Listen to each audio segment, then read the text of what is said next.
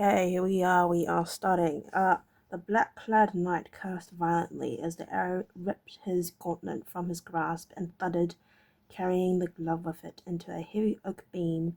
The solid impact of the arrow with the beam drew his eyes for a second, then he whirled suspiciously to see where the missile had come from. For the first time, he registered the presence of a dark, indistinct shape in the shadows at the rear of the room.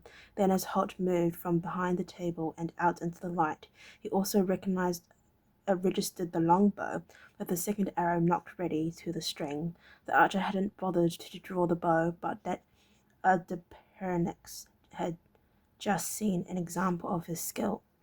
He knew he was facing a master archer, capable of drawing and firing in a heartbeat.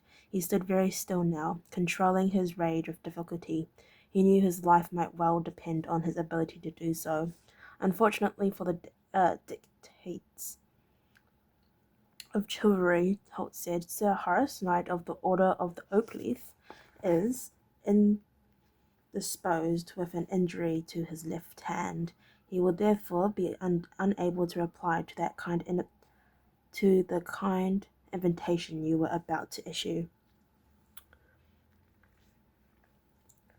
He had moved further into the light now, and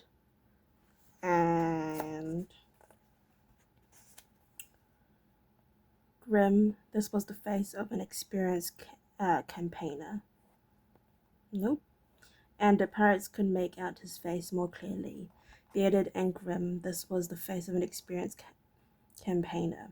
The eyes were cold and bore no hint of indecision. This, the knight knew instantly, was a man to be wary of. There was a sudden chuckle from one of the townspeople in the room, and inwardly the Gallic knight seethed with fury. His eyes flickered to the source of the sound, and he saw a carpenter, lowering his face to his smile. The Pirates noted this man mentally. His day of reckoning would come. Outwardly, however, he forced a smile. Ah, pity, he told the archer. I hoped for a friendly trial of arms with the young chevalier. All in the spirit of good fellowship, of course. Of course, Holt replied levelly, and the Pirates knew that he wasn't for a moment deceived. But as I say, we shall have to disappoint you, as we are travelling on a rather urgent quest. The Paranux's eyes lifted in polite inquiry. Is that so? And where might you and your young master be bound? He added the young master to see what effect it would have to the bearded man before him. It was obvious who was the master here, and it wasn't the young knight.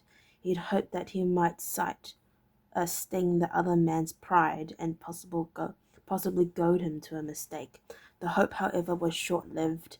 He noticed a faint glint of amusement in the man's eyes as he recognized the gambit for what it was. Oh, here and there, Holt replied vaguely. It's not a task of sufficient importance to interest a warlord such as yourself. The tone of his voice left the knight in no doubt that he would not be answering casual questions about their end destination or even their intended direction of travel.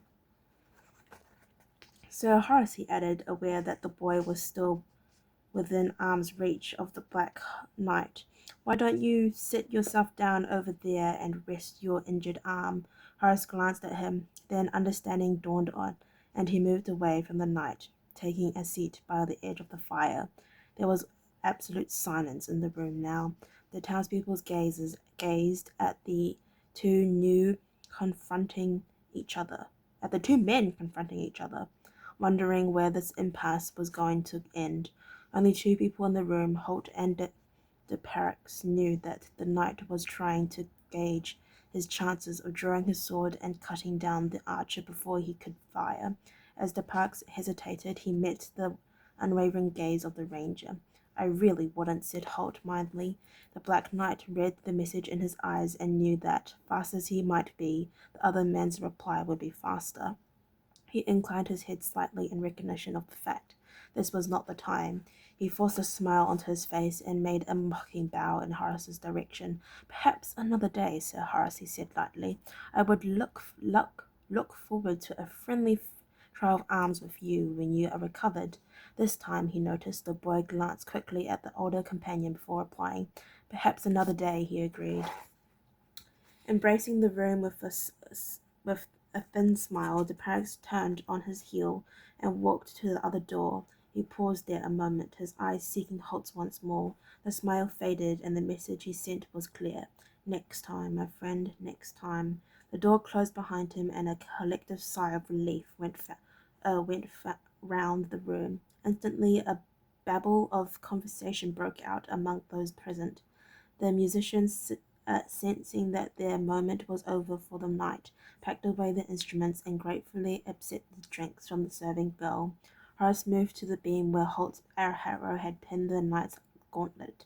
He wrestled the staff free, dropped the glove onto a table, and returned the arrow to Holt. What was that all about? He asked, a little breathlessly. Holt moved back to their table in the shadows and leaned his longbow against the wall once more. That, he told the boy, is what happens when you begin to acquire a reputation. Our friend Apax is obviously the person who controls this area, and he saw you as a potential challenge to that control, so he came here to kill you. Horace shook his head in bewilderment. But why? I don't have any quarrel with the man. Did I offend him somehow? I certainly didn't mean to, he said. Holt nodded gravely. That's not the point, he told the young apprentice. He doesn't give a toss about you. You were simply an opportunity for him. An opportunity, Horace asked. For what? To reaffirm his hold over the people in the area, Holt explained. People like him rule by fear, for the most part. So when a young knight comes into the area with a reputation as a champion, somebody like the parrot sees it as an opportunity. He provokes a fight with you, kills you, and his own reputation is enlarged. People fear him more, and are less likely to challenge his control over them. Understand? The boy nodded slowly.